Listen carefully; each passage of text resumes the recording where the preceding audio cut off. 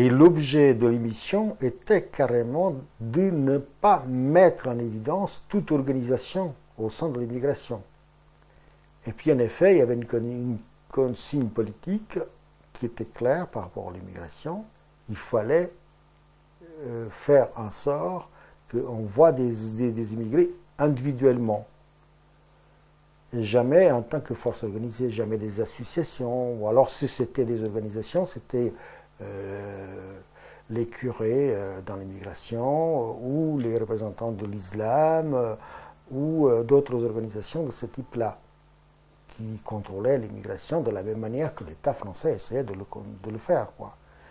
Donc trouver des alliés à ce niveau-là.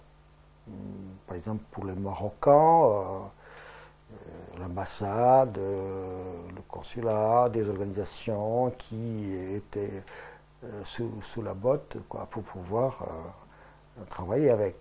Mais moi, la première chose que je fais, c'est tout de suite d'aller filmer à Clichy la première tentative de fédération d'associations de travailleurs immigrés portugais qui était en train de se mettre en place. Et là, évidemment, j'ai tout de suite été appelé à m'expliquer là-dessus. J'ai dit, mais moi, je montre les Portugais dans leurs activités, dans leur dynamique, dans leur évolution. Je peux montrer un type qui est perdu dans Paris ou qui s'emmerde dans un bistrot dans la banlieue, ça ne m'intéresse pas. Ce qui m'intéresse, c'est voir où ça bouge et pourquoi ça bouge. Et si ça bouge, c'est que les gens sont en train de se prendre en charge, sont en train de s'organiser, sont en train de s'exprimer. Et c'est ça l'intégration. Pour moi, ils peuvent s'intégrer que précisément dans la mesure où ils participent à la vie politique et sociale du pays. Et c'est ça la voie pour l'intégration. Pas celle de type qui se saoule la gueule, qui rentre à la maison, qui tape sa femme. Donc c'est pas ça. Et bon, dès le commencement, il y a des grosses batailles, principalement avec l'histoire d'Armentier, parce qu'il a été balancé comme ça. Il venait du Sénégal, il a été projeté comme ça, et évidemment, nous, on a essayé de résister parce que nous avions la maquette et on était 3. Simplement, Antoinette, c'était un sous-marin de pouvoir qui n'était pas méchant. Mais nous, on l'a pris un peu comme un sous-marin et il l'était. Et du coup, on avait un problème à régler et on a fait, si tu veux, un front.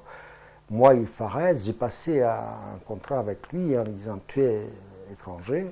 Moi aussi, je suis immigré, moi je me reconnais dans cette image-là, et je pense que si on ne veut pas être manipulé, il faut qu'on soit unis et qu'on puisse donc se faire confiance. Ça a été ma perdition.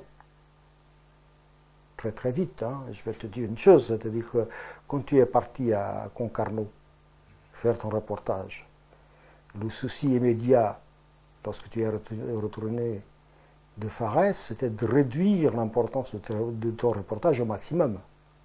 Mais en général, oui, c'était son premier souci. C'était son premier souci. Parce qu'on ne savait pas qui tu étais.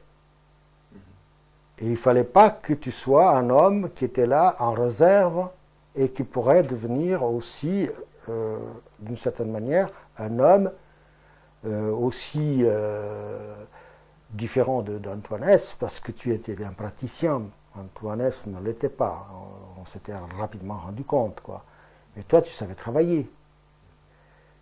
Alors on a dit, bon, là, lui, il est là comme un sous-marin. Et à un moment donné, il va peut-être être mis en avant si Antoinette ne tient pas le coup, ou alors peu à peu, on va l'intégrer, quoi, pour qu'il joue un rôle et contrebalancer 2 contre 2, quoi, là-dessus, quoi. Et là, par exemple, l'idée de Fares, je te dis franchement, c'était de t'éliminer au plus vite possible, s'il n'y avait aucun problème. Moi, je ne savais pas qui tu étais, rien. Simplement, je me suis dit, bon, on va voir.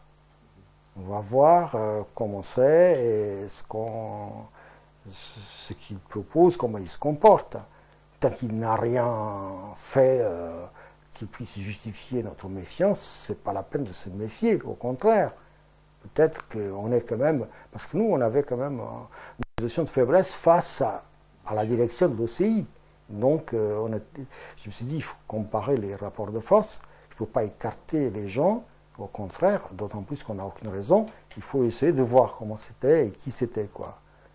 Donc, au bout d'un moment, on avait vu assez rapidement, et on a discuté, et c'est là qu'on a pensé précisément à t'intégrer, nous, pas eux. Alors maintenant, on va faire une petite pause de cette musique et nous allons retrouver Bernard et le jeu concours. Alors, jeunes amis, bonjour. Auprès de moi, Monsieur Stojanovic, directeur de l'Office du tourisme yougoslave à Paris. Alors, Monsieur Stojanovic, maintenant vous êtes presque un habitué de l'émission Mosaïque. Alors, vous allez m'aider à donner les réponses du jeu concours numéro 15. J'étais quand même près de l'immigration portugaise, mais je dis la seule manière de les avoir, c'est de les mettre eux à l'écran. Et à partir de ce moment-là, ils me feront confiance. Donc de là, mon travail systématique d'insister sur aller voir les fêtes, aller voir toute manifestation, qu'elle soit espagnole, italienne ou portugaise, et essayer de ramasser ça, de donner ça avec un corps à l'intérieur de l'émission.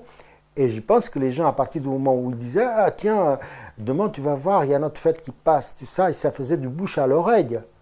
C'est-à-dire que les partis traditionnels n'avaient jamais réussi à pénétrer l'immigration parce qu'ils y allaient par des moyens qui étaient le tract et qui étaient donc d'autres moyens comme ça qui étaient inutiles pour l'immigration. Une grande partie des immigrés étaient à l'époque assez peu cultivés, donc analphabètes souvent, et ils ne lisaient pas ces choses-là. C'était la communication la plus efficace, c'était celle de la bouche à l'oreille, comme on dit, c'est la communication orale. Et donc, c'est pour ça que quand on voulait filmer ou quand on voulait assister à une manifestation immigrée, il fallait vraiment être de plein pied avec eux, autrement tu n'y entrais pas. Et à partir du moment où ils ont vu que ça passait, ça venait, j'ai commencé à avoir une certaine réputation à l'intérieur de l'immigration portugaise, ils étaient prêts à m'accepter d'une manière un peu védétarienne, quoi. Et ça, j'ai eu peur, parce que les premières invitations, après, elles pleuvaient. Les coups de fil, les invitations à ce niveau-là, quoi. Et là, tu t'es rendu compte qu'effectivement, la télévision était un média extrêmement puissant pour faire passer ses idées, parce qu'effectivement, là, tu arrivais, par la télévision, à avoir un pouvoir, peut-être changer les choses. C'est-à-dire que voilà, non seulement je l'avais, même si je ne l'avais pas, je l'aurais appris assez rapidement. Parce que le ministère, rapidement, à part le biais de Gentil, avait fait des réunions en disant « Mais attention, vous manipulez comme il disait, des barils de poudre. » Et je dis « Oui, je manipule des barils de poudre, mais il n'y a pas d'autre chemin pour réconcilier ces gens-là avec la vie en France et leur donner la possibilité d'exister. » Et pour un sans-papier, c'est comme un rat, moi je dis. Il vit comme ça, quand il rentre dans le métro, il voit la police, et il voit les contrôles de papier, il ne sait pas où aller, il reste caché. Pour nous, c'est un esclave moderne, quoi. Si on continue à les ignorer, à ne parler que d'un cas spécial, d'un qui a réussi ou d'un qui a tel problème, tout ça, il n'y aura pas une reconnaissance de cette émission comme c'était le cas de l'émission précédente. Et d'ailleurs, dès les premières émissions, il y a eu un taux d'écoute qui dépassait le taux d'écoute normal des spectateurs de télévision, même pour les autres chaînes, quoi. Il y a eu tout de suite un succès à ce niveau-là. Donc ça a un peu contrebalancé les critiques qui étaient faites. Mais en tout près, ils étaient prêts immédiatement, je crois, à me vider. Parce qu'ils avaient très rapidement senti cette position.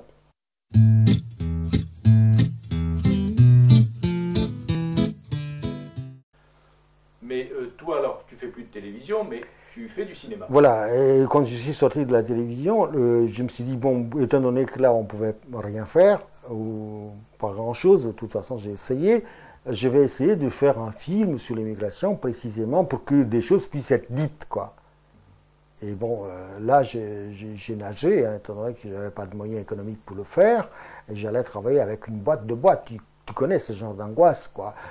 Au moment où les choses se passaient, je n'avais pas de pellicule, puisque il fallait une ambiance, il fallait que ça chauffe, et avec une boîte ou deux boîtes de 120 mètres, on ne peut pas faire grand-chose, quoi. Et du coup, j'arrivais, je filmais, évidemment, j'attendais toujours un petit peu, j'ai essayé de me mettre en situation, aussi d'attendre que les gens se décantent et que les choses se mettent à fonctionner, mais c'était vite parti de bobine. Alors, j'ai fait donc ces longs métrages dans des conditions catastrophiques. Alors, ce long métrage qui s'appelle Chronique d'émigrés, c'est-à-dire le film qui finit pour s'appeler Chronique d'émigrés, parce que c'était vraiment la notion de chronique au sens où les immigrés pouvaient raconter un peu leur histoire, au présent et au passé, et en même temps ce rapport avec la société portugaise et avec la société française, et comment ils voyaient les changements politiques au Portugal, et comment ils voyaient leur avenir ici. Et tout ça, ça a été dit, ce qui ne pouvait pas l'être à l'époque dans ces émissions.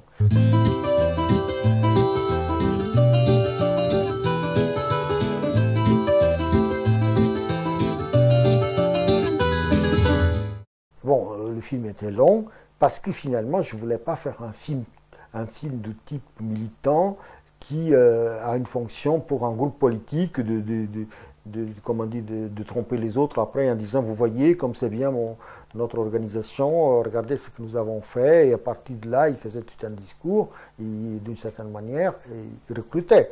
Là, il ne s'agissait pas de ça, il s'agissait d'aller au plus loin que possible, étant donné que je ne dis pas que je suis allé très loin, étant donné que finalement, pour faire ce film-là, c'était à la fin qu'il fallait que je trouve de l'argent et que je commence à retourner le film, étant donné que j'étais là en situation de le faire à ce moment-là, crédible par rapport aux organisations où je travaillais, et en même temps suffisamment à l'aise pour qu'ils me fassent confiance.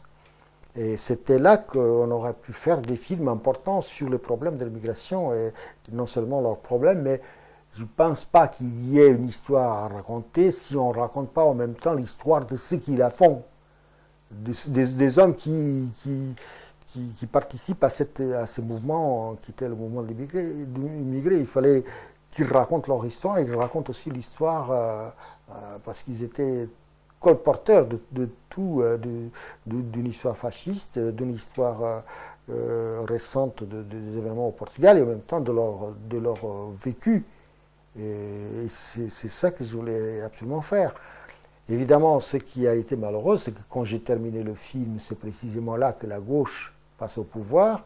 Et c'est marrant, parce que n'importe quel petit film avant qui pouvait servir pour faire du bruit, n'importe quel parti s'appropriait ça, il mettait ça en évidence, et poussait ça en avant et tout ça. Là, à ce moment-là, on m'a dit, quand j'ai montré mon film, d'ailleurs dans une salle au Saint-Séverin à des responsables politiques, on m'a dit, mais écoutez, maintenant la gauche est passée au pouvoir, il ne va plus y avoir des problèmes de l'immigration. Alors ce qui est terrible, c'est que les problèmes qui sont venus après ont été beaucoup plus graves. Ce n'est pas qu'ils étaient plus graves, ils étaient le résultat et la conséquence de 15 ou 20 ans d'immigration, où finalement on a tenu compte de rien de ces gens-là, et puis finalement on a vu commencer à éclater les conflits un peu partout, et ces conflits-là, ce n'est pas seulement les conflits des banlieues, c'est aussi les conflits des milliers de gens qui ont été laissés pour compte, oubliés.